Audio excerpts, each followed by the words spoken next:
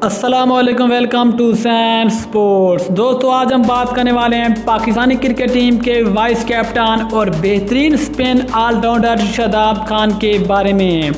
जहां पर बेहतरीन फील्डर्स का नाम है वहां पर शादाब खान भी उस फहरिस्त में शामिल हैं, क्योंकि शादाब खान एक बेहतरीन फील्डर भी हैं। दोस्तों, आपको बताते चलें कि आज वेस्ट इंडीज़ के खिलाफ खेले जाने वाले पहले वनडे मैच में शादाब खान ने आज एक बार फिर एक मुश्किल तरीन कैच पकड़कर सबको हैरान कर दिया।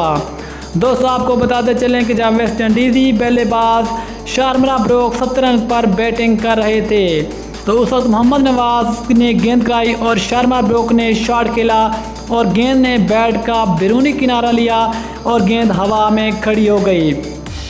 लेकिन शादाब खान जो कि दायरे के अंदर थे और शादाब खान ने इस गेंद को डाइव लगाकर कैच पकड़ा और ये बहुत ज़्यादा मुश्किल तरीन कैच था। शादाब खान ने एक साइड तरफ डाइव लगाई और शादाब खान ने अपने बाएं हाथ पर ये मुश्किल तरीन कैच पकड़ा और इस कैच को देखकर तमाम तर फील्डर बल्कि बल्लेबाज भी हैरान रह गए कि आखिरकार शादाब खान ने किस तरह मुश्किल तरीन कैच पकड़ा है।